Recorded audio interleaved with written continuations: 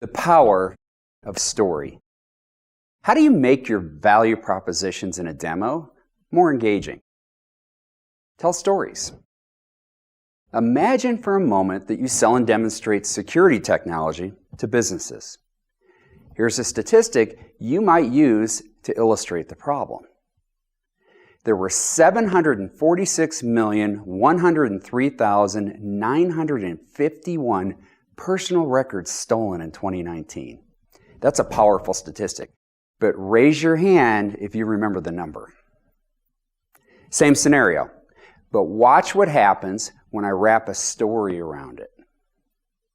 If the 746 million people whose records were stolen in 2019 held hands, they could reach from the Earth to the moon and back.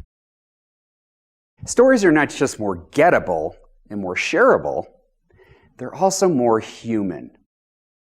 This time, assume you're selling and demonstrating software to a large bank that will help their human resource professionals send effective communications to their 20,000 employees. And it's proven to improve overall business performance. The Holmes Report by David Grossman reported that after analyzing 400 companies with more than 20,000 employees, the cost of poor communications was $62,413,273 per organization per year. Another powerful statistic, but raise your hand if you believe you'll remember the number. Now let's wrap a story around that statistic.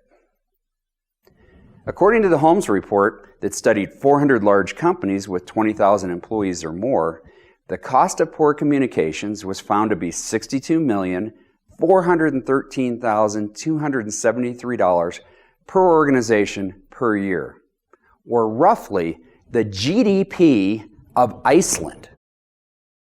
How do we set the context for a single topic of a demo? Tell stories. Here's an example. You sell CRM solutions to businesses and you want to show the power of your dashboard. Here's how most demos like that start. Next, I'm going to show you our dashboard. This dashboard is fully configurable and it has all the information you need to manage your forecast. Let's do that same demo, but wrap a story around it before the prospect sees the dashboard. For the next demo topic, I'll be showing you a dashboard. Imagine it's 20 days before the close of the quarter. You just got back from 2 weeks on the road. You walk into your office to see how healthy the team's forecast is. You want to know, are they ahead or behind? And if they are behind, you want to know the top 10 opportunities they should focus on within each opportunity, a true picture of the health of the deal. Let's take a look. How do we more effectively respond to challenging objections? Tell stories. Imagine a demo situation where the prospect raises the objection, "I'm concerned that the learning curve is going to be too steep for our people. They have a hard time with change." Well, here's a typical response. "Yeah, I understand your concern. Many others have felt the same way as you, but you can be assured that our onboarding team is used to these types of concerns, and they'll take great care to carefully lead your people through the implementation." Same objection, but let's wrap a story around it. I understand your concern. It actually reminds me of the Sydney Harbour Bridge in Australia. Bear with me for a moment. I don't know if you know this, but you can take a tour of the bridge where the people who are deathly afraid of heights, they take them for a trek to the very top span, and those same people love it. And that really reminds me of your onboarding concern.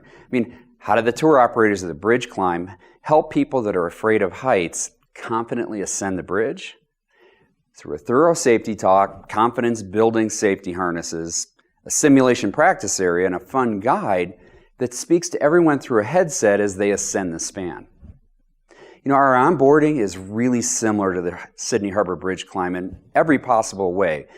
Through planning, confidence building training, in a simulation sandbox. When you go live, your guide is with you every step of the way. So when you do go live, your team is exhilarated with a sense of accomplishment. How do we convey abstract principles and hard-to-grasp benefits? Tell stories. How do we shorten the gap between discovery and closing? Tell stories.